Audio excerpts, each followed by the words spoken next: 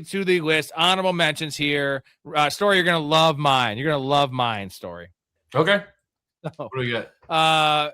Story's honorable mention is Hugh Jackman in Prisoners. Ray, Leonardo DiCaprio, Django Unchained, all-time performance, also one of our favorite movies. And I have Arnold Schwarzenegger, Terminator 2 Judgment Day, baby.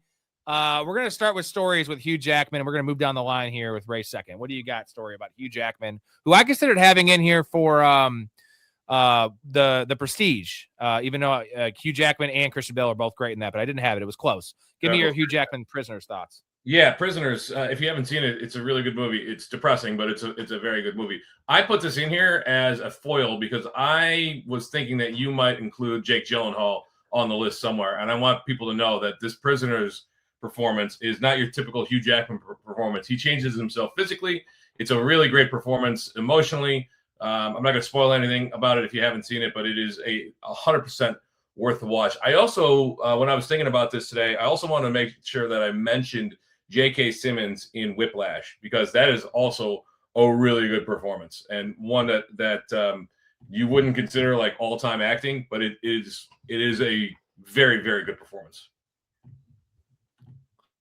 Epic. All right, Ray. Both those movies, Django, our favorite Quentin Tarantino, probably a top 10 favorite movie for me of all time. And then we love Leo and Calvin Candy. What can you say about Calvin Candy, dude? Well, I'll say a couple of things about how epic. First off, how this movie, and more importantly, his performance. So, if you've never seen this movie, the N-word, it takes place in I think it says 2 years prior to the Civil War. So it's in the height of all the slavery. Because it opens up with Christoph Waltz finding Jamie Foxx on a slave trade. And nonetheless, the N-word is used profusely throughout the entire movie. And point is that Leonardo DiCaprio went to Quentin Tarantino when the movie was made, when they were doing it. And basically asked Quentin Tarantino to completely change the movie, that he wanted Calvin Candy, who Leonardo DiCaprio played in this movie, to be more likable and not necessarily the hero, but maybe become the hero in the movie. By being a good, turning good-hearted slave trader. And Quentin Tarantino said, go fuck yourself, basically. No, you need to be the most evil, sadistic type of, plantation owner that we can think of. And so what I'm getting at as to why this performance is so epic for me is, at the end, and I'm not going to say exactly what's going on, why they're there, but at the end of the movie, the main girl that is in the movie that Jamie Foxx is in love with, like, basically Calvin Candy, Leonardo DiCaprio, smashes his hand on the table that the dinner table they're at, and he cuts his hand. That's not supposed to happen. He actually cut his hand pretty badly, and he smears his cut, bloody hand all over the actress, the main actress in the movie, all over her face. She didn't know it was coming. No, like, that was not in the script. It was just all off the cuff. They all kept it together, and the whole just being so evilly likable. Calvin Candy, like, oh hey, don't tear my heartstrings now. Like, dude, Southern charm, and then the most evil, that evil switch that you're referring to, of just Southern how charm, it's so calm, how chill. He talks about old Ben slices open, the old slave skull, talks about how they're inferior. And then, there's been a lot of lies told around this table today. You take your hands off that turtle shell on that show table. Yeah. Oh,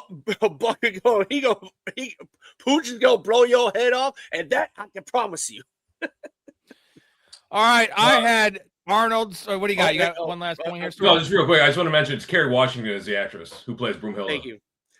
Hey, Rob, just real quick, I just want to say my honorable mentions, Jack Nicholson in general, Good Few Men, The Shining, One Flew Over the Cuckoo's Nest, just incredible performances by him in general, like such a legendary actor. And then Christian Bale in The Fighter, that was just a next level, sad, amazing acting performance by him. And Christian Bale in general, just an absolutely amazing actor. Yeah, American Psycho. You can go down the list with Christian Bale. Also, like I mentioned, the Prestige. Exactly. It's hard to pick one of the other with him and Jackman. I would have gone Jackman just because he doesn't have the chops, because all the Wolverine stuff. Like he didn't have the quite the catalog that Christian Bale had. All right, I have Arnold. I know. Story. Are you? What do you think about this? Arnold Schwarzenegger in it. That's why it's an honorable mention. What do you think about this? I mean, all-time acting performance. Come on. Yes. Like, help me out, and then I'll give you a rebuttal. I'm going to help you out.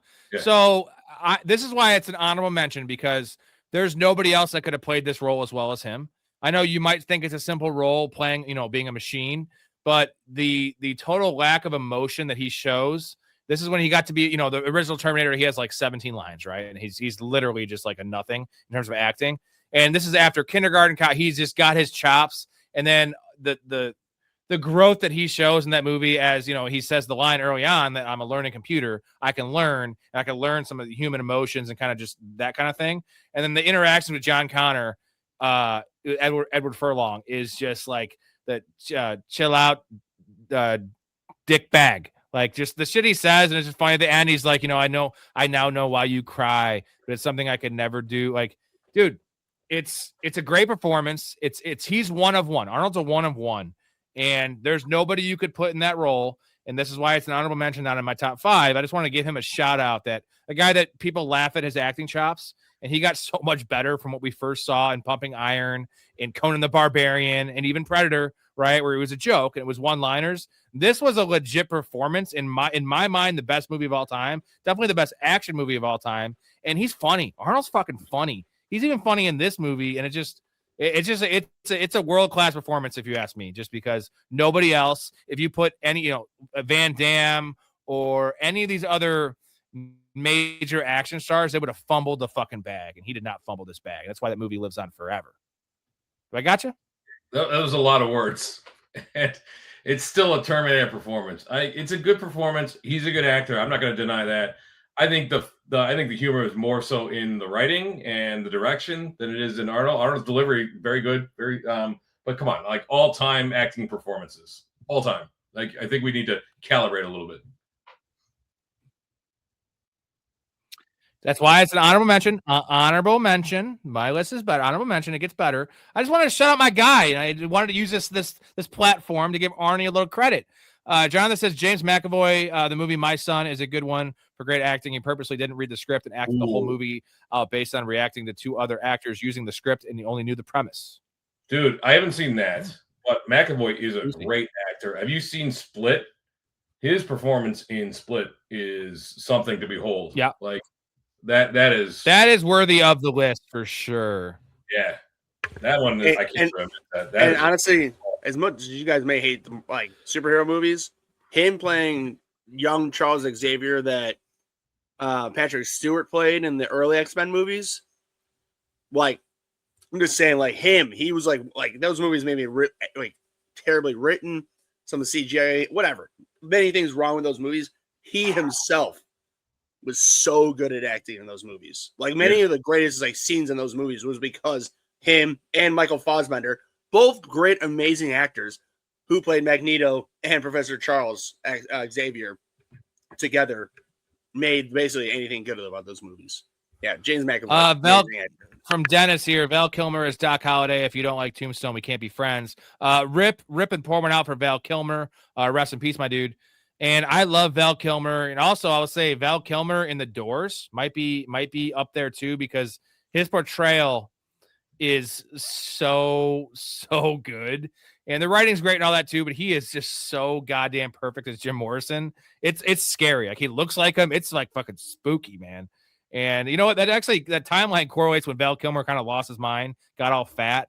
And, he probably took that role a little too seriously. But all-time performance, if you have not seen The Doors, don't watch it with a female friend, because unless she's a freak and really weird, she's not going to like it, and you're probably not going to bang her. And hey, real quick, Val Kilmer did get throat cancer, right? That's why he died. That doesn't really help anything. Yeah, but he had slowly lost his mind. But Val Kilmer, man. Also, shout out Heat story. You love Heat. I love Heat. Val Kilmer with the long hair and Heat. Top Gun. Come on. All right, let's get on to the top 5s, guys. Top 5s. Here we go. Here we go. All right. Here we fucking go. Story has Leo in The Wolf of Wall Street. Ray has Heath Ledger in Dark Knight, and I don't think Story's gonna like this one either. But I have Kevin Spacey in American Beauty. He's not a fan of that movie, and none of us like Kevin Spacey the person. But that acting performance is amazing. So Ray, you can start us off with some Heath Ledger in The Dark Knight. Probably the best method acting of all time, taking the role very seriously and immersing yourself in it. Yeah, I mean, when the Batman Begins came out, that was a good original take on Batman, just in general.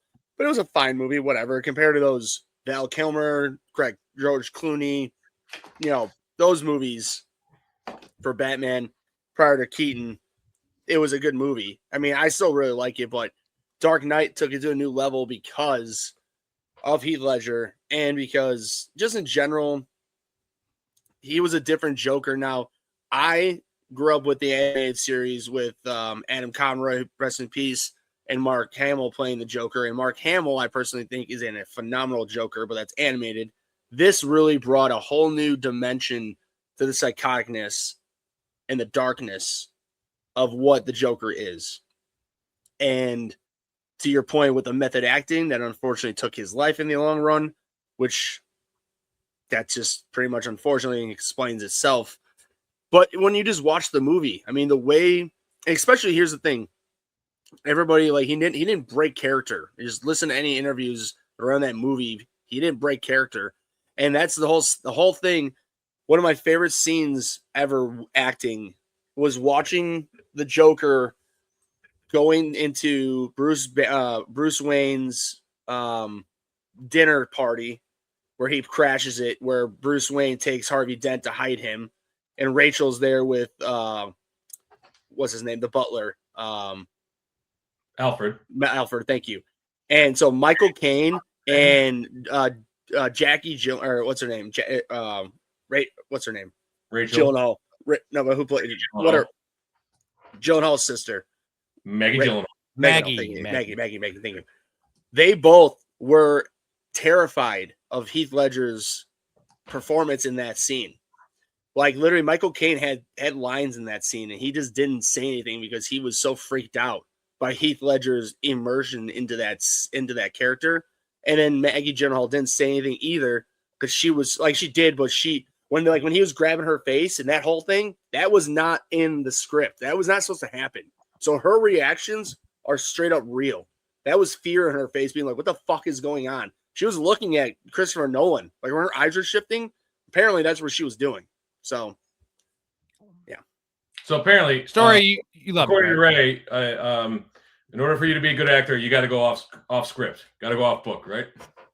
Yes, of course. He does love that. This is also really close to home to you, Story, because you love The Dark Knight and the performance is unmatched. I mean, it would have been on all of our lists. I knew Ray would have it on his list. That's why I didn't have it on mine.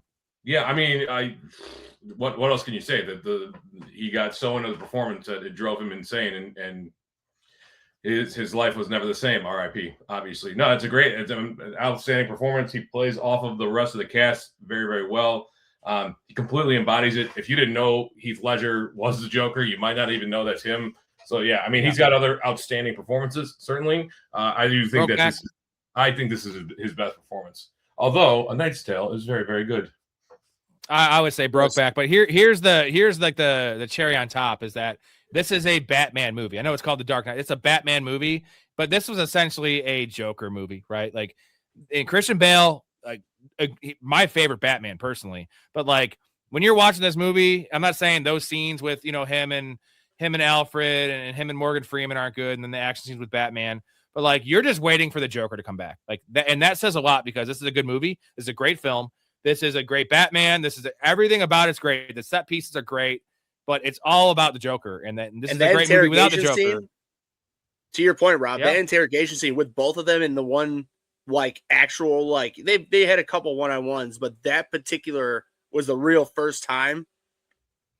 And then he knew that Rachel and Harvey were kidnapped to try to like get Rachel, and he completely lied his ass off. Like that scene, and as a matter of fact, Heath Ledger told like Christian Bale, like fucking punch the shit out of me and hit me, like make like so when he slammed his head, that was him apparently doing as hard as he could. So when Heath Ledger's just all right, like, story. bounces his head up. Wolf of Wall Street. What do you Yeah. got? So I know that there are other outstanding Leonardo DiCaprio performances. I personally think that this one is his best, even though this movie is not looked on with the same reverence as what the hell's the name of that movie? The Revenant, right? Or Yeah, gross. Django Unchained, Even Titanic. Titanic's huge, right? Yeah, Titanic. Yeah, I know that this movie isn't looked on. This movie is so good. The writing, the directing, etc. But Leonardo puts his entire persona into this performance to bring this guy to life, who's a real person, by the way. And he embodies it. Jordan Belfort. Physicality previously. I mean, he got hurt on set doing some of the physical stuff related to this. So for me, this is far and away his best performance, I think. He really becomes the individual, and you really can't separate if you look back at Jordan Belfort and what's his name. And I know he won the Oscar for The Revenant. Personally, I think that was political and a makeup Oscar. Right. Yeah, that's best performance for Leo. What was your personal favorite particular scene of his in that movie? Because I have mine that's just like always makes me laugh, and I just love it because I think the acting is also next level. It's just funny, but yeah, I'd have to think about it. But I kind of go through the scenes. I mentioned he hurt himself when he did the stunt of falling into the pool. He broke his back or slipped a disc. Oh my gosh! Yeah, fuck. I was saying my personal favorite scene is when the ship's going down, the yacht's going down, and he's like, "What the fuck is going on?" And he's yelling, "Donnie, yes. I will not die sober. Get the loads." When he turns and he strikes Margot Robbie, that's a terrifying turn. Right? Big time. You really feel it. Oh, 100%. You know what my favorite scene is? A good comment from Jonathan here, the FBI, when he's just talking about how poor they are at the end. It takes a turn there. That's a good one. Mine is when he wakes up and she's like accusing him of cheating. And he's like saying how sexy he is. He's like, look at this body. Like, it's not even that nice of a body. He's like, you get this. And just like that whole scene. She keeps on throwing the water in his face. Fucking love that scene. Throw it again. I leading into her spreading her legs for the security guards. But story to your point, man, like the character development of his acting is with the whole entire movie from beginning to end. Beginning, he's a little bitch, doesn't know anything, to turns into the big mega player, to then turns into the informant, and then turns into nothing. Like, it's a biggest roller coaster of a performance of a movie. It's epic. I love it. Rob doesn't like it. All right. No, maybe if Rob likes it more story, we can do a deep dive on it. But Rob, it's just very long. I love it. It's good. I've watched it 3 times in the last fucking 3 months. It's a good movie. I don't think there's a bad scene in that movie. I know it feels. So how about watch it a couple more times? We'll do a deep dive, the 3 of us. How about that? Yeah, it would probably take 8 hours to do that pod. All right. Mine is Kevin Spacey, American Beauty story. I know you're not a fan of this movie, but give me the quote that you love from Kevin Spacey in this movie. You don't get to tell me what to do anymore. Dude, again, Kevin Spacey, let's preface this with Kevin's. Yeah. Oh, my God. That is an epic fucking scene. Let's preface this with how bad of a dude Kevin Spacey is, allegedly. But let's separate that. Kevin Spacey is amazing in every single movie he's in. He steals the show. Even in a movie like Horrible Bosses, like Kevin Spacey's fucking awesome. Like such a hateable prick. But in this movie in particular, it's funny. It's dark. His wife is essentially not giving him any love. He has a midlife crisis, and he's in love with his daughter's fucking friend who's like 16.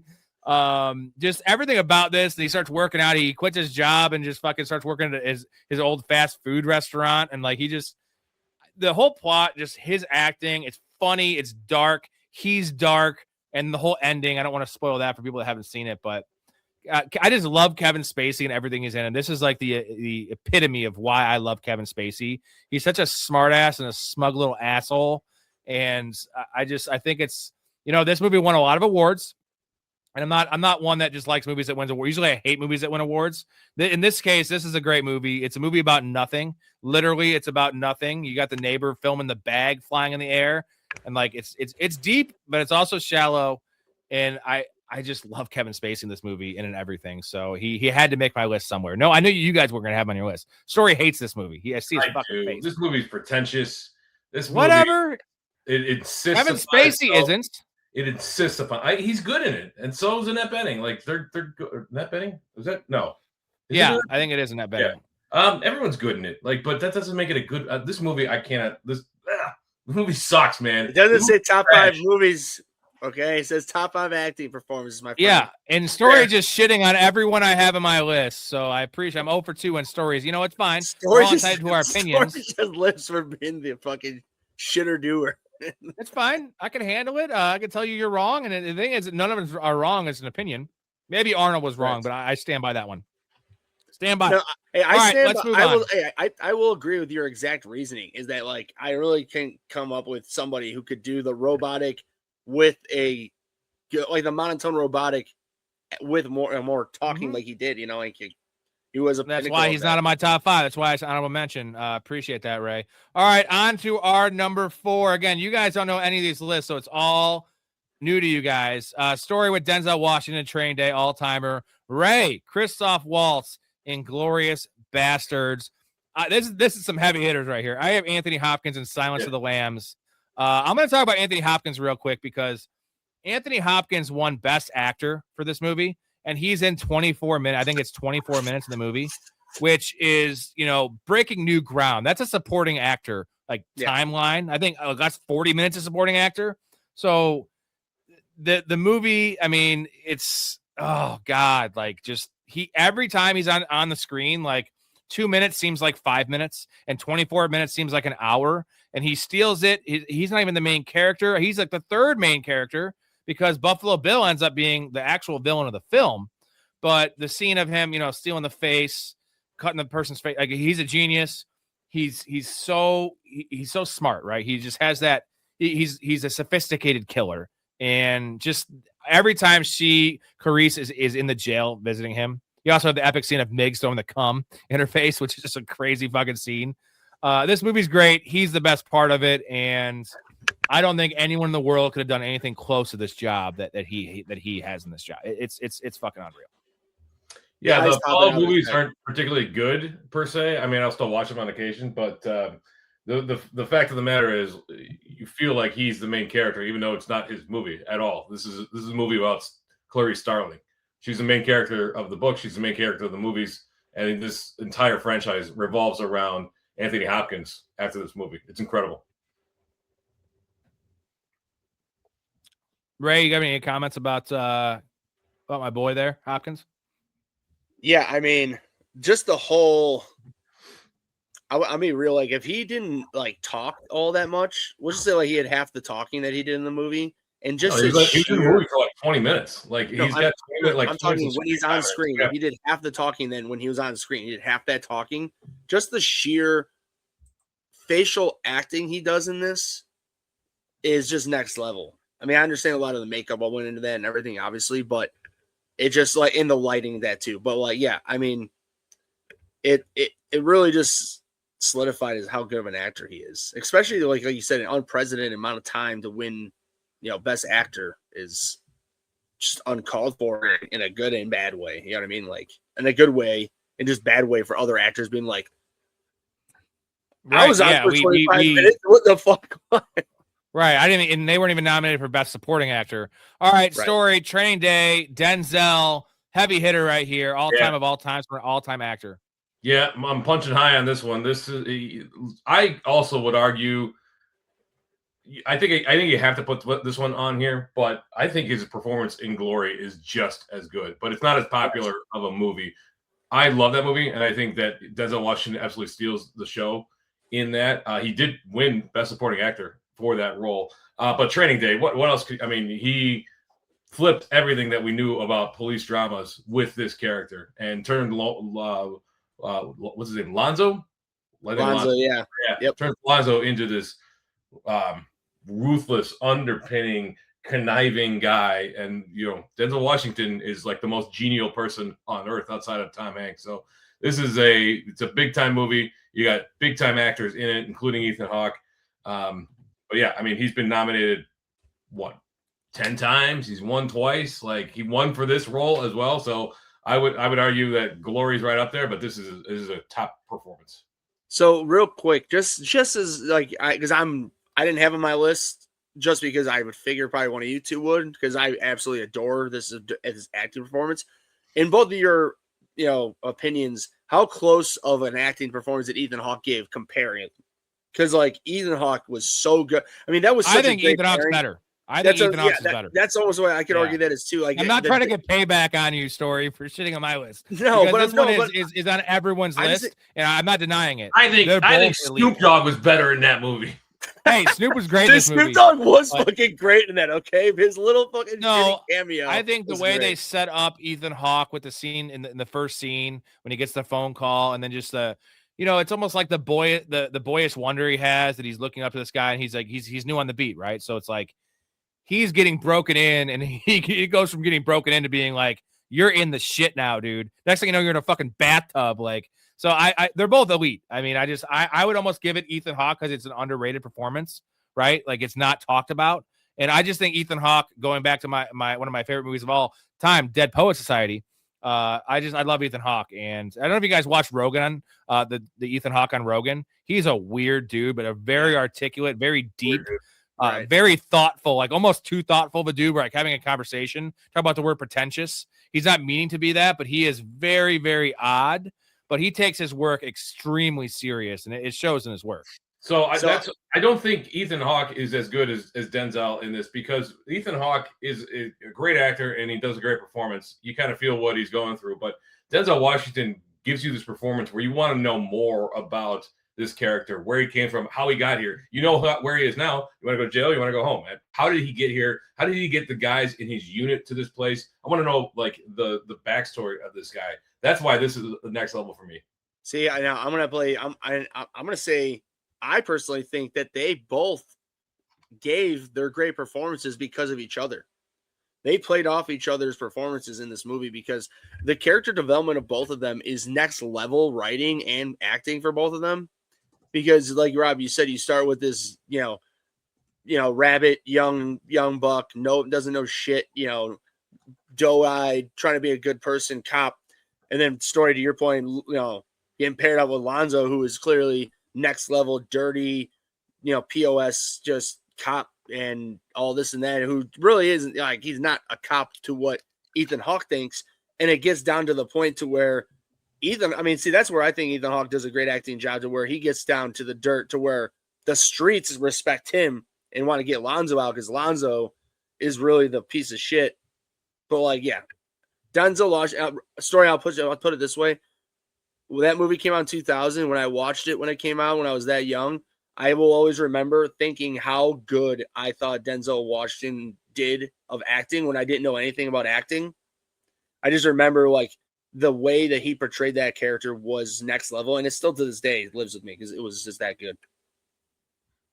Story, no respect for Jason says no respect for taking a Pelham 123.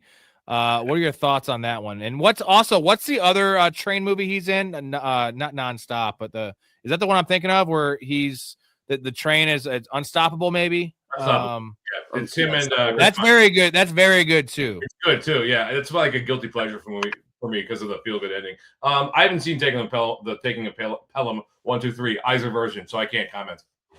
It's worth a watch if you haven't seen it. Like, again, Story, if it's like on TV or something, if it's starting. Definitely well worth the watch. Cool. All right, we have Ray. Here you go, man. Your boy Christoph Waltz. You're a big Tarantino fan. I'm a big Tarantino fan. You have another Tarantino on your list. Yeah. So with this Christoph Waltz acting performance for me, it was the fact that he plays one of the head Nazi commanders, and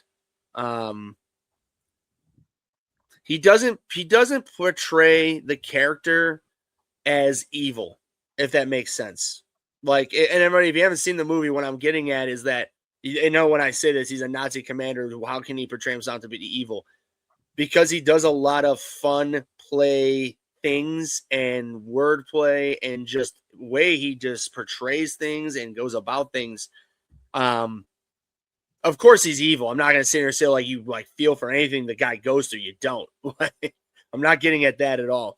I'm more just saying, like, in general, when you come across, especially Nazi portrays of, portrayal of Nazis throughout war movies, throughout history. This movie was, I think, 09, 08, something like that. Maybe Inglourious Basterds a little bit, whatever it was, doesn't matter.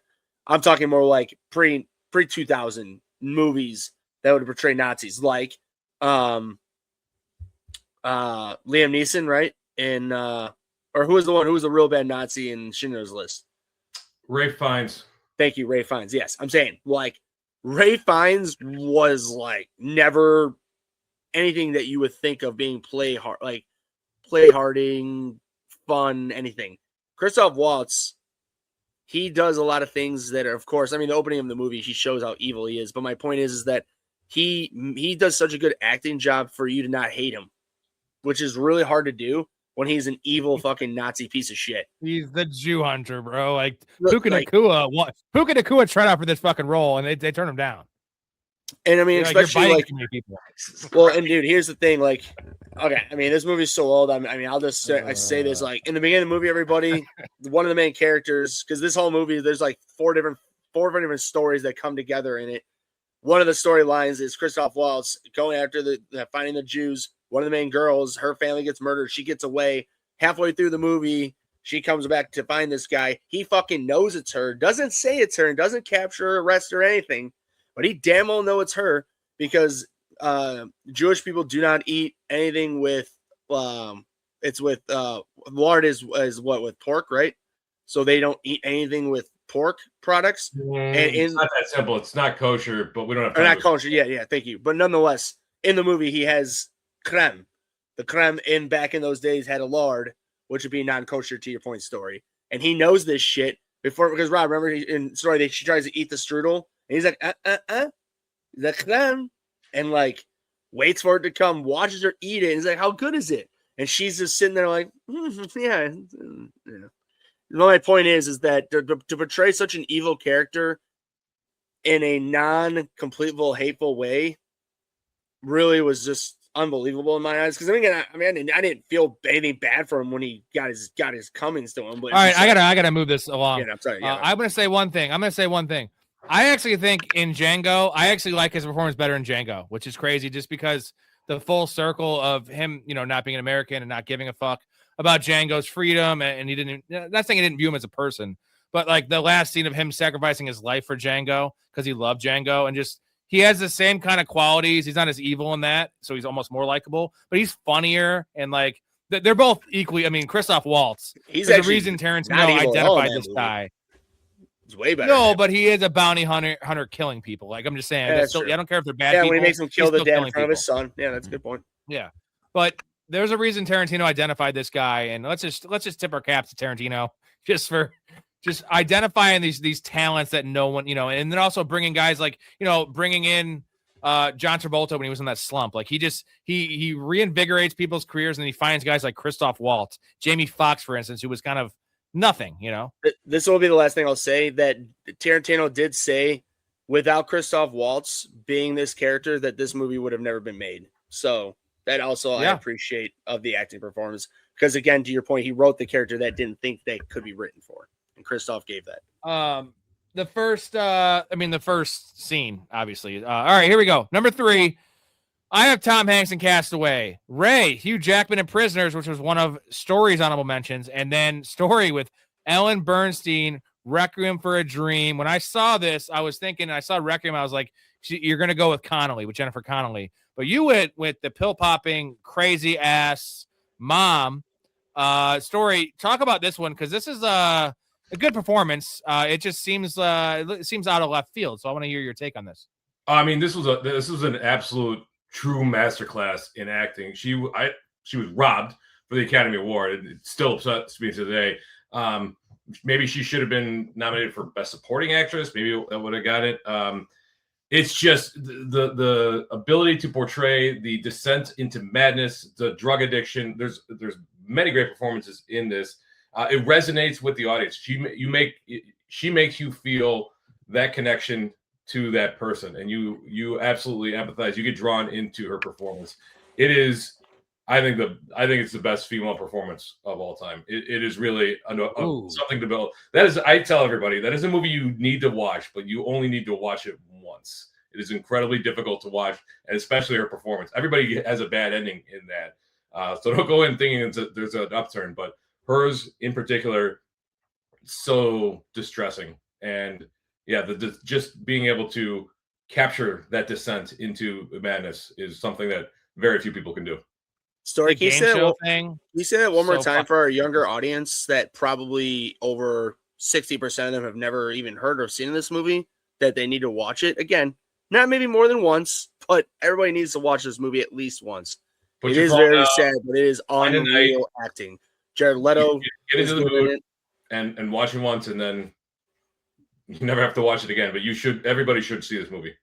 No, I mean, I watched this movie when I was probably 9 years old. Jesus Christ. Okay. Maybe 10. Yeah. It's just crazy because she's not a main character and she's kind of the B plot, as you would say. Right. But it fits with the movie theme so well, and just how obsessed she is with the fucking game show, dude. She probably would have won if they had gone for Best Supporting Actress, because there are multiple. I mean, like Jared Leto is technically the main character in that movie. Right. Hey, Dakota's all with you, man. He said that should be number nice. one. Hell yeah, Dakota. As everybody says, there she is. That should be number one story. Come on, Aaron Brockovich. Love it. All right. Ooh, Aaron Brockovich. All right, Ray, you have Hugh Jackman for Prisoners. Yeah, just to piggyback off a little more what Story was saying for his honorable mention. I mean, just in general, like I said, or what I was thinking to myself when I put this on is that, it like Story did say, it was a completely different performance from many things we've seen. Not to say that he didn't give like a little bit more serious performances in his career, but him and Jake Gyllenhaal in this entire movie is just next level. And that scene where he's breaking, when he's interrogating Paul Dano with Terrence Howard, and he's breaking the sink with the hammer, yelling, "Where is my daughter?" Paul Dano didn't know that he was going to go that crazy. That is pure fear in Paul Dano's eyes, because he did not know what the fuck was about to come with Hugh Jackman slamming down that hammer and just angrily freaking out, like basically, anybody would if their daughter was kidnapped and missing with somebody you thought was the person who did it. It just was so gritty. That whole entire movie of Prisoners is, I'm obviously, it's a pretty normal thing. If you can't tell, I'm a very big gritty thriller, dark themed type of acting movies, because it just, you have to get into a really dark place to get to these type of acting performances. And that was something with the whole thing, with the ending. Just, I'm not going to spoil the ending, because the ending is one of the greatest endings of all time. I think that, and especially with I won't even say it, but it's just the darkness and the level he went to make it believable was just unbelievable in my eyes. Hetzer says, I love John Goodman and The Big Lebowski. I debated that for an honorable mention for comedy, because I love Goodman, and that's one of my favorite movies. And shut the fuck up, Donnie. No, you're not wrong. Am I wrong? You're not wrong, Walter. You're just an asshole. Okay, then. You just take it easy, man. You know, that's your answer for everything, dude. And let me point out something. Pacifism is not... Look at our current situation with that camel fucker in Iraq. Pacifism is not something to hide behind. Just take it easy, man. I'm perfectly calm, dude. Yeah, waving the fucking gun around? Calmer than you are. Yeah, sorry, if you haven't figured it out, I'm John Goodman and Rob is the dude. I pieced it together. Hey, I love it. All right, so my number 3, Tom Hanks in Castaway. This is almost like, how the Oscars give, like The Revenant giving Leo that Oscar. Tom Hanks had to be on our list. I saw your guys' list, and I had to change mine because he was not on any of our lists. Tom Hanks, we all agree, is one of the best actors of all time, the best run of all time from 90 to 2000, the 90s. He was essentially, he had the Barry Bonds run in baseball, in acting. And I'm going to choose this one over Forrest Gump and Saving Private Ryan, some of the other ones, because this movie is Tom Hanks. Like, this is, an hour. The movie's 2 hours and 10 minutes, but he's on the island for over an hour by himself, acting with coconuts and volleyballs, and just, it's a lot of physical stuff with his facial expressions. And then even when he's not on the island, like, it's Tom Hanks masterclass in acting right here. And I just want to shout out the movie making back in the day. This was a real beard. He lost the real weight. I know there's been, Christian Bale did this shit in The Machinist. There's been a lot of actors that do the method kind of stuff, but literally, they got shot hurt. the first. They shot. He got hurt multiple times. He got a what I don't know what it was. Some Massive kind of disease infection from the island. Yeah, almost blood poisoning. I think. But Zemeckis literally shot the parts, the parts not on the island first, and then they take a 2-year break. He actually directs What Lies Beneath with Michelle Pfeiffer, and Tom Hanks just goes on a little hiatus, and they finish the movie. Like nowadays, it's all CGI, it's all fake. Like that. This is why this movie's epic. Like it was a 2.5-year process. Tom Hanks really dove into this role, and it's just, I don't know. Like, you need to have a pretty powerful aura to be able to, capture the screen and capture your attention for over an hour on an island by yourself. There's not a lot of action that happens on the island, right? It's just him. It's just Tom Hanks, and we love Tom Hanks. So I'm gonna have to give it. This is an all-time performance and an all-time actor, and I think that I have to just give it to Tom Hanks for just being Tom Hanks. We love Tom Hanks. Yeah, to be able to act on your own for that long and make it believable is great. And then, Rob, on top of what you're saying, another performance that you could try to, I'm not going to see all three of us may not think much of it comparable, but Will Smith with I Am Legend acting alone the whole movie, but that was a lot of CGI compared to that movie. Yeah, but I mean, there's something to be said when you're acting against tennis balls on sticks. You know what I mean? Like, right? No. I can, extremely difficult. That is his best performance, by the way. No, right. Yeah, 100%. I agree. I love I Am Legend. There's a lot of ties. Too. I would give you also. Let's give Matt Damon for The Martian. Same kind of situation. Yeah. Those three movies are kind of in the same stratosphere, and they're all elite actors, right? They're all elite actors, and as much as we kind of hate on Will Smith now for the slap that's heard around the world, hitting the fuck out of Chris Rock and losing his goddamn mind because his bald wife, Tom Hanks is not that. We love Tom Hanks, and I just had to give him a shout out. Also, I think he deserves to be on this list for this performance because this is one of my favorite movies of all time. It's a weird one. It's a really relaxing. If you ever want to just chill, it's like, listening to podcasts is kind of therapeutic. If you're just, working on your computer or whatever, like Castaway is the ultimate movie to go to sleep to just chill out to, because there's not a lot of dialogue, there's not a lot of music. It's just like on in the background. Also, apparently, and the more you watch it, the more things you find out. Apparently, from what I've heard from people who have survived plane crashes in the ocean specifically, is that is the most realistic rendition of what Hollywood could portray as being an ocean plane crash. So I mean, if that means I think that's a top five, definitely a top 5 plane crash of all time, right?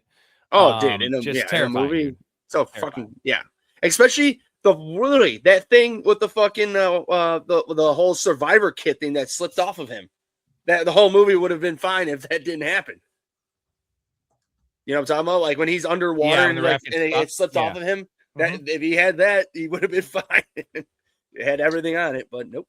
All right, gentlemen, let's get to the number 2 here. We have Story with Sean Penn, Mystic River. We have Ray, Javier Bardem, No Country for Old Men. I have my boy, Jake Gyllenhaal, Nightcrawler. Kind of a deep dive here in terms of movie, not a deep dive performance, because if you've seen this movie, all-time performance. Story starts off with Sean Penn in this pretty emotional thriller. I mean, if you've seen it, you know exactly why he is on this list. Won the Academy Award for this, as did Tim Robbins, Best Supporting. I think everybody in this cast gives an outstanding performance. Some of the best. Sean Penn is an amazing actor. He's done some really incredible stuff. I think this is his best performance here. He portrays every scene with a particular balance. Thank you for the Helen Hunt there. I forgot to put on in, sorry, during the Castaway thing. The Castaway poll.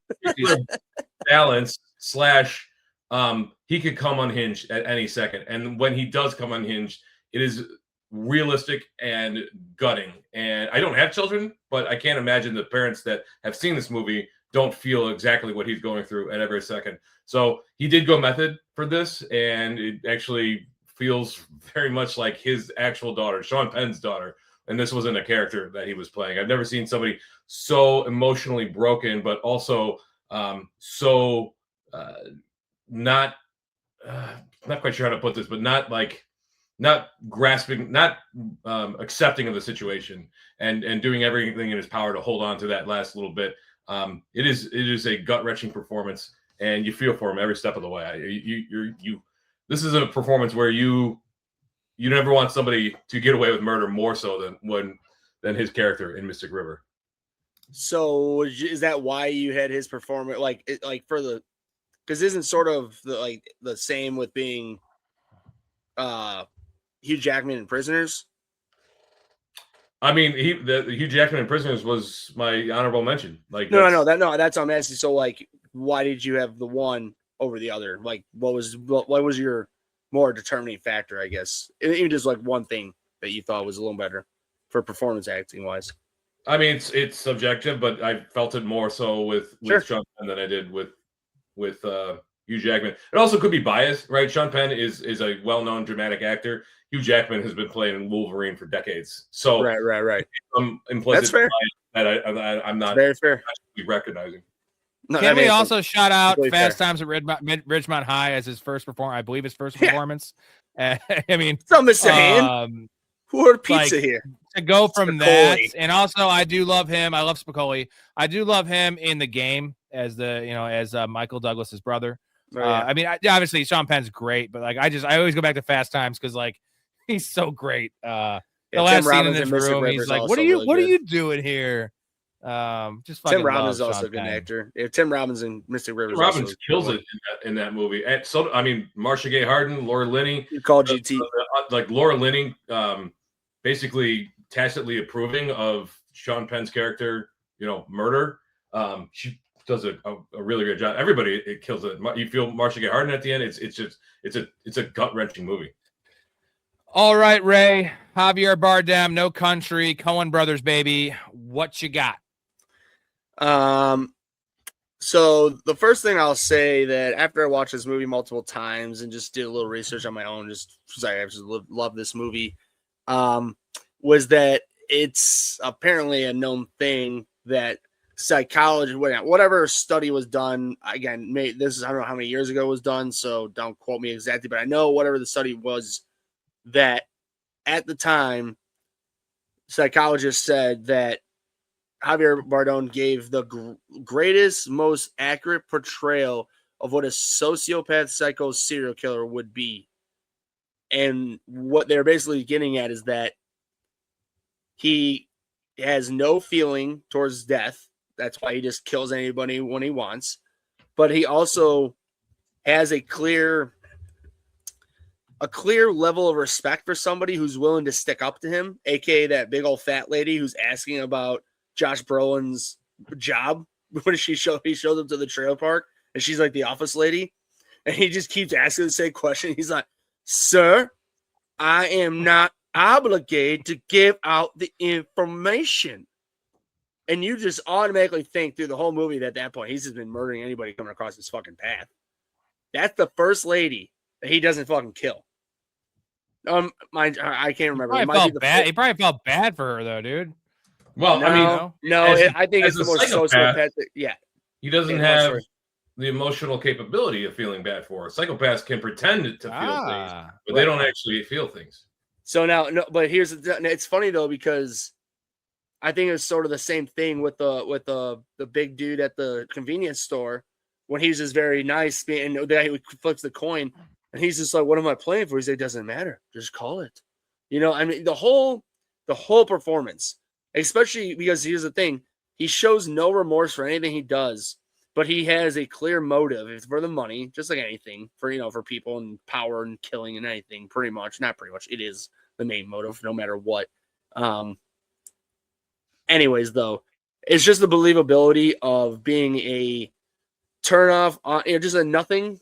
Like it's just like a wall, just nothing there. Doesn't care about anything. He has a motive. He has a plan. He goes through, and it just literally the way he walks when he catches up to Woody Harrelson. Woody Harrelson literally says, "I know everything. I know what he do. I know how he breathes, how he walks. Blah blah blah blah blah." This motherfucker was watching him fucking 10 miles back for every step he was taking, and then just snuck up right on him. It's just next. He walks like Molly Shannon in Seinfeld without swinging her arms. Like a weirdo. Yeah, dude. Great call. Yes. Very good call. All right. I have Jake Gyllenhaal, Nightcrawler. We all love this movie. We did this movie on this very podcast about a year and a half ago. Man, where to start with this one? The monologues are so long in this movie, especially from Jake Gyllenhaal, and the way he fucking reads them. The idea is he doesn't feel anything. He tries to act more human than he is. He's not. He's a coyote, clearly. And he's like reciting lines. He doesn't actually take into consideration anyone's feelings, thoughts, anything. He's just reciting, memorizing, trying to come off as a human being, and he's not. And just it's such a dark movie. Sorry, you talk this now for me. I can't even like try to talk about Jake Gyllenhaal's performance because it's so fucking good. Yeah, we talked about during our deep dive. You upon multiple rewatches, you'll notice things where he is emulating the people around him. He obviously has emotions, but he is not emotionally intelligent enough to have that traditional, the typical back and forth with people, and the way that he manipulates and eventually beds Rene Russo's character in it is just it's terrifying. Like he's a terrifying character in there, but it's all under the surface, except for one moment when he yells at Riz Ahmed. Can we please that scene that you're referring to when they're having Mexican food and he's like, she's talking about serious shit, just also her emotions, and he just like, yeah, all right, we're for food. He's not even listening to her. It doesn't matter what the fuck she says. And it's Jake Gyllenhaal for me, such an underrated actor, and he's considered highly, right? Not in the Christian Bale level. In my mind, he's in that same level of actor. That's what I was gonna say. And he's had very, very weird career choices, and I love that he just goes all over the map. He's made his money, right? His sister's fucking famous, like they're rich, and he just does. He picks scripts, and in this movie in particular, this was directorial debut too. So the first time director, and like didn't make a lot of money. This was a passion project for him, and I respect the fuck out of that.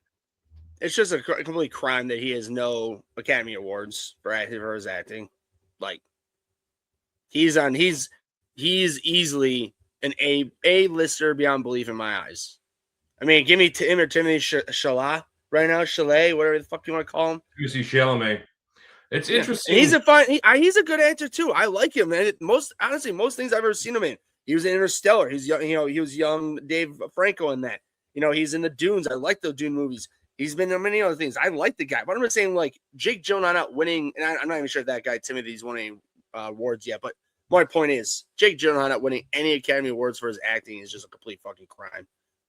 But hey, his fans know he's a top A-lister, which at least I appreciate. GT, thank you, my dude. Also, he says Ben Foster and almost everything. Ben Foster, super underrated actor, and I want to shout out. I want to shout out The Collector, which is one of my favorite horror movies of all time that doesn't get talked about.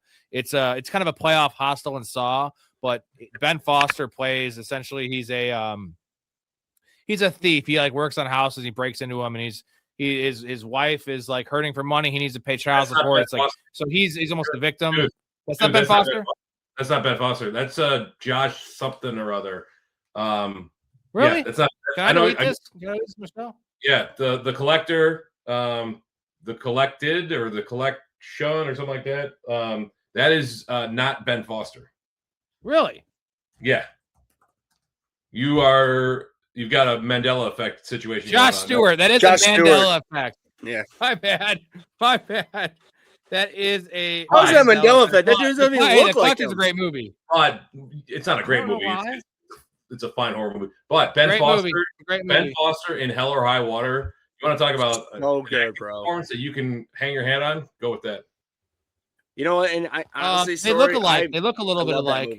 They do not. Ben Foster's in 30 Days of Night. He's one of the. He's the guy in the jail. You know who? There you go. You know what Ben Foster looks like? He looks like the dude from American Dad and the Ted series. What's his name? Scott Grimes. That's what he more looks like. Scott Grimes and Ben Foster more look alike than fucking Josh Stewart. Right, you know what? Sometimes I make mistakes, guys. Hosting's hard, and drinking a lot less. I just love rang you. I also want to talk about The Collector. Okay, god damn it. Anyways, let's get on to the number one, boys. Wait. Just real quick, keep an eye out because the third movie in that series was in development at some point and still might come out. Mm-hmm. I heard that. It's been in development for a long time. All right, here we go. Number one.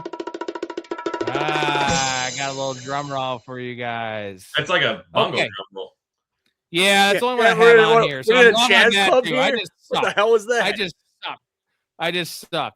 Here we go. Here we go. Story has a double team here. He has Joe Pesci and Robert De Niro in Goodfellas. Ray has really original Ray, Daniel Day-Lewis, and There Will Be Blood. I have Edward Norton, American History X. That's the fucking winner. No one thought about that. Edward Norton, one of these actors. I love Edward Norton.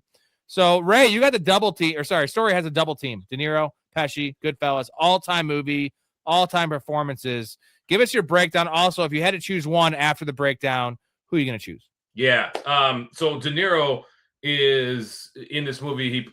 They're all based on real characters.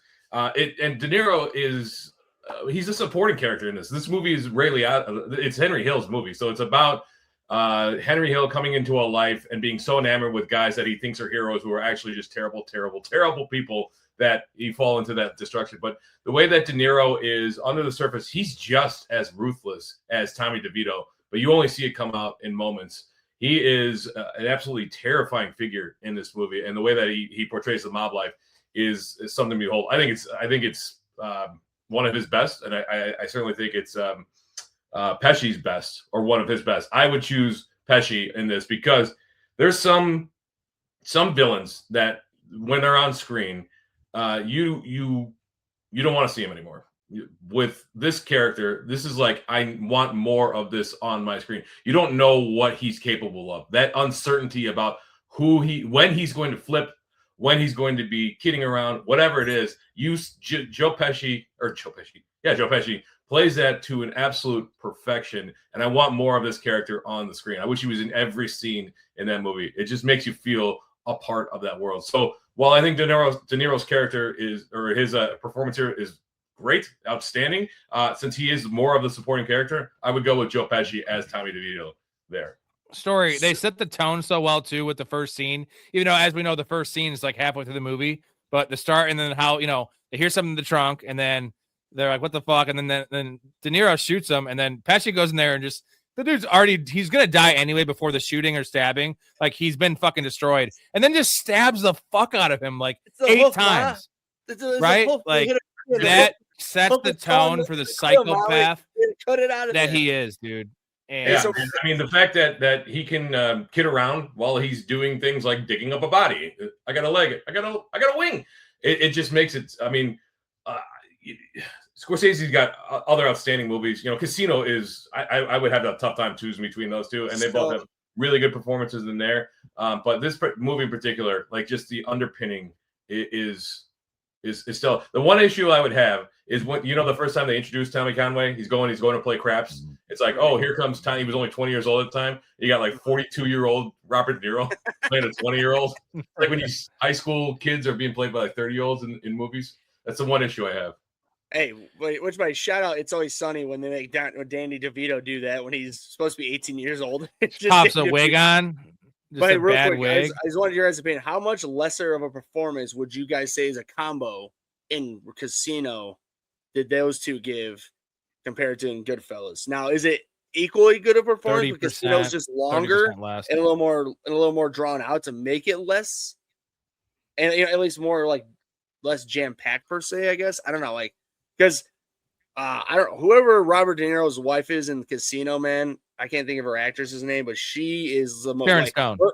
Her and Penelope Cruz, right? Or that's her name in Blow, right? Mm-hmm. The wife, dude. Those two are the most hateful. When we put on hate, I forgot those two. That would have been on my list for most hateful performances. My God. You want to know the difference between Casino and Goodfellas? Is, as Story mentioned, Henry Hill is the main character, right? So Correct. Whatever you're getting in Goodfellas is literally it's a home run every time, right? In Casino, the main characters are these two, and specifically De Niro. So like, there's a lot more downtime and just a lot of more like less memorable scenes where like every time these two are on screen, specifically Pesci, dude, like it's a 10 out of 10. It's literally a 10 out of 10. As you're saying this makes 1,000,000% sense in my head because you guys are 100% right. Casino, those two are the main characters. Henry Hill, who is Ray Liotta, is the main character in Goodfellas. All that other shit is on him, to where there's a little of that with those other two, but the majority of it is just high flying, awesome everything. like everything. Can we every give a scene shout that- out to De Niro for being the best smoker in movie history too? This Yeah, this man. character in particular, the way he smokes, because he studied how whatever the guy he was portraying how Jimmy. he smoked. Jimmy and it was, dude, Kafka. oh my god, dude. Yeah, not Kinda- Jimmy Burke was the actual person. Yeah. Jimmy Oh, Conway. yeah, they had, dude. they had, they had The no change of smoking name. is just. We need to do a list of best smokers, and we can also do a list of worst smokers because there's some really bad smokers. Or in top movies. eaters. Brad Pitt Eaters, would be yeah. Brad Brad Pitt Pitt's number one. always fucking eating. He just loves Um, it. But hey, that's a great Jason- call. Story. Great call. Jonathan said no Fight Club mentions. He's probably referring to the fact that I have my number one is Edward Norton, American History X. Now, I love Fight Club probably more than American History X. It's just a more fun movie. Obviously, American History X is pretty goddamn dark. But I can't. They almost split the award, right? And it's Brad. As much as I love Brad Pitt, he's not quite eligible for this list. Right. And I can't give it to Norton and Fight Club because Pitt actually steals the show. But in America, we'll just talk about this right now. In American History X, it also goes down to the run that Edward Norton had to start his career. Primal Fear, Next Rounders, Fight Club, and then American History X. 4 completely different roles. Fight Club, he is very skinny. He is very meek. He is, he's obviously playing Brad Pitt's the alter ego. So like that's the masculine, the guy he wants to be. This character, man, and also the character development, like, dude, Edward Norton playing a fucking Nazi essentially, and just a badass and an evil motherfucker. And then you also go to the clips where, when they show the black and white stuff where they're showing how he became this way. His dad was a firefighter and then he gets gunned down by, I don't want to say the word, but when he's got the longer hair and just, dude, Edward Norton is a masterclass in acting, and this is his best performance. And I just want to go to the scene, the bite the curb scene, all the stuff with him in jail. Like this is, and then coming full circle with him just like realizing this is more script, but like the way he plays it. And it's so fucking believable. He's such a badass. And the fact that like Edward Norton can be a believable badass is hard to comprehend, knowing what Edward Norton was before and what he's been after. Like, this is wild. Like, we talk about Christian Bale doing these transformations. Like, this transformation mentally and physically is unmatched in my mind. Also, just a powerful movie. And I just want to shout out all you racists out there. Go watch this movie, and you will be probably 50% less racist because it makes a lot of fucking sense. Like, people are fucking people. White people fucking suck too. Asians, like, we all suck. But also, there's some really good white people. There's some really, everyone can be good.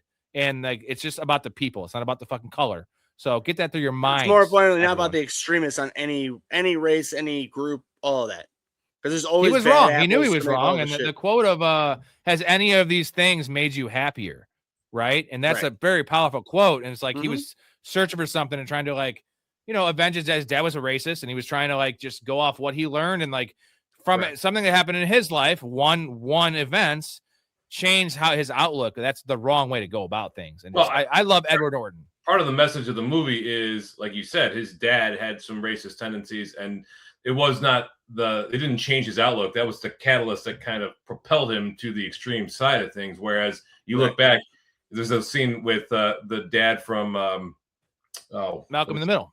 No, not Malcolm in the Middle. That's what the hell is it? Right, Cranston. Who is it? I know you're talking about what show? Step by Step, or is that it? I think, yeah.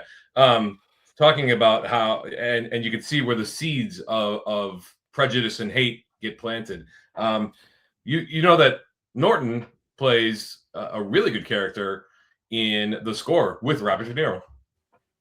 And the scene you're referring to, that's another one of the scenes where he's younger, right? He's got the longer hair. Mm-hmm. And like you said, he's talking about the teacher and like the book he's reading. And like you see, like it's such a different, I know it's within the same movie and he's playing himself younger. This is why Edward Norton's all time, because in the same movie, he's playing the same character, but it's so different. He's so meek. He's subservient. He is submissive to his dad, right? And like he looks up to him. He's listening to what he's saying, right? But he's also like questioning it, and he seems so broken. And then it makes so much sense. And just the fact he can play those two characters in one movie, the way he looks in this movie, fucking Jack with a giant tattoo. I don't want to say the name of, like, this is not fucking welcome. You know what's funny? That this will make you two laugh, like, and happiness for him is to make you guys like him more. You both know that he played the Hulk in Marvel. That was technically the first Marvel, the MCUs they called the Marvel Cinematic Universe, not the Robert Downey Jr. Iron Man. That was technically the second movie. The first technical movie in the whole universe was the Edward Norton Hulk.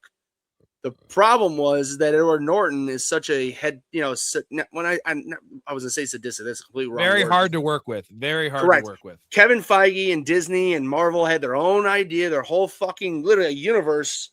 This is what our plan is. And he was just like, yeah, that's cool, but I want this character to do this and this, and this is what the development. And they're like, no, like you can change a little bit, but like this is where we're going. He's like, no, this is what I want. And they're like, all right, goodbye. And then they bring in Ruffalo, who's been way fucking worse. And he wanted some creative control. He wanted Correct. some writing credit. Yeah, which is fine because he's better than like everything at Marvel. I mean, the other thing is his family is super wealthy, so he can pick and choose the projects that he wants. Good for him. I'm saying, like, honestly, that's I'm glad partially responsible for his career choices because he, right. Like I said, the start of his career was so epic, and he hasn't done really shit. He didn't have to, but in my mind, he's still an all-time actor, and this is his best performance. Oh, yeah. Ray, Daniel Day-Lewis, There Will Be Blood, DDL, who is considered by most the greatest actor of all time, doesn't work very often, but when he does, it's memorable and it's all time. So I'm not the biggest fan of this movie. It's slow, it's long. There's some epic scenes, particularly the end, and then a couple. It's a weird one in terms of the movie, but this performance is kind of undeniable. Now I'm an oil man. This is my son. So this is my son. This is I can't remember his initials. This is LH, whatever the fucking LH was my dad's initials, which everybody for your own information represented Leicester Herman. Fucking old ass German name. Nonetheless, though, Daniel Day-Lewis in this movie, HW. There was, thank you, HW. There was just so many things about it to where basically he was just one of the most ruthless villains that was a protagonist in a movie. And it just goes with the whole thing of like he's so good at manipulating everyone around him until they get into his inner circle and know that he's a piece of shit. But even so, I don't think they know as evil as he is because that he's just an asshole.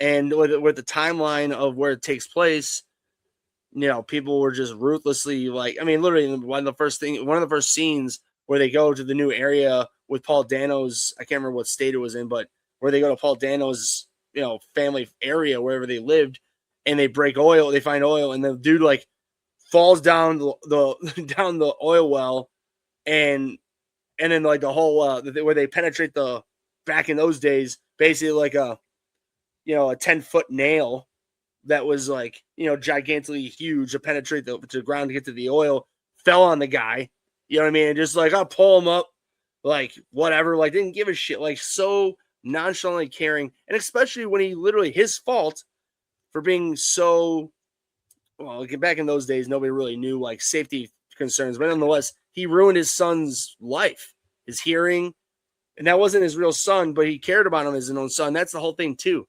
He didn't give a shit. He just fucking found this kid, used it to sell, and his charming, well-spoken manner that he has in that whole entire movie compared to most, because he goes west, back in, because this movie, everybody takes place in, if I had to guess, probably I can't really remember, 18, it was probably post-Civil, I don't know if it was post-Civil War, right? Probably.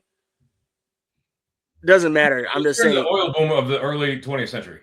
Thank you. So nonetheless, though, my point is he's just an evil bastard who doesn't give a shit about anything. He doesn't care about his family. He doesn't have any. He adopts a kid. He literally ruins that kid's life by making him deaf, and then tells him to go fuck off, and destroys cities, land. He will destroy anything and everything in his path to get what he wants while charming the shit out of everyone. But once he hits that point of no return, so anybody, when you learn driving, they say, hey, you're at that point of no return. You hit the pedal and you go. That's sort of in a way what I thought of with his acting performance is he gets to a town, he charms the shit out of them. Once he lays, they start pumping the oil out. He then lays down what's really going on to yeah, I'm not going to give you much of shit. Go fuck yourselves. You guys are shit out of luck. like, I don't know. It was just so ruthless while so charmingly fucked up. I don't know. It just, I know, Rob, it's a slow movie, but that's also why I think it's such a great acting performance, because I can watch this movie almost any time, and I don't think it's that slow because his acting performance draws me in, along with Paul Dano, because Paul Dano gives in a phenomenal performance. And like Story said with the ending is an all-time ending of anything. It's just next level. Yeah, it's an outstanding performance. I mean, how do you compare Daniel Day-Lewis performances, stacking one Oscar-winning performance or Oscar-contending performance up against another? This one in particular, the movie, I would agree with Ray here, Rob. I don't think this one drags. I think there are slower moments, but they're powerful, impactful moments, and you don't feel the weight or the length of this movie. He embodies what it meant to be a ruthless oil baron in the late 19th and early 20th century. You're 100% correct. No notes, Rick. I guess my thing is these two movies, this and No Country, which you had Bardem on your list as well, were literally shot within, the same town, the same time, came out the same year. I'm a No Country guy. Sorry. So like, I know. I love the Coen brothers. My list was so fucking cliche. I apologize, but every time I watch those movies, I just can't get over. It's also pretty like commonly agreed on, right? And I'm not going to deny that. Jason with a $20 holler. You also hit a goal here, so I have 2 chugs coming up. I'll get one. No love for Chuck Norris. Ray's going to do a chug with me. No love for Chuck Norris. Rip. Story, is Chuck Norris the most American? That's the most American that's ever lived? That would be George Washington, but Chuck Norris is a close second. Yeah, but he had a wig and he was kind of looked like a woman, but like Chuck Norris is like a masculine dude. George Washington played that, and then he told them to go fuck themselves. That's right, and literally made America. Like he was a British. Yeah, I mean, it's hard to even wrap your head around Chuck Norris being gone. It feels like that guy was around forever, and consummate American. Rest in peace to Chuck Norris. Hey, Story, can you please give me your favorite Chuck Norris lore? Okay. Well, there's the one that's been going around recently is Chuck Norris, death didn't catch up to Chuck Norris. Chuck Norris finally got to death, or something along those lines. Well, I of course I had to be a Ray, and because I'm not original to anything when it comes to joke telling, because I make my own jokes with myself. Nonetheless, I asked ChatGPT and it came up with a great one, which I think I saw multiple times when he died on people's things. But it said that the theory of evolution is fake or isn't real, or the evolution or the idea of evolution isn't real because Chuck Norris allowed whatever to evolve is what it was getting at. Of course, I butchered it, but nonetheless, rest in peace to an absolute fucking legend, man. Like. Hey, dude, watching those Jet Li, which is completely disrespectful. Bruce Lee and Chuck Norris videos back in those movies, and like they're so good. Yeah, Chuck Norris. I always call my dad Chuck Norris, and he is a monster. I think Chuck Norris would have beat him up. That's the only one person I would admit would beat up my dad is Chuck Norris. Your dad hit a fist through his chin. Yeah, 100%, dude. He hit me with it, not in the face, but back in those days, back of the head when you're being an asshole as a child. You got it. Yeah, you could actually hit your kids a little bit. I'm kidding. My dad never actually hit me, but he didn't have to. He just had to look at me away, and I was like, all right, man, I'm good. Shout out my dad. Love.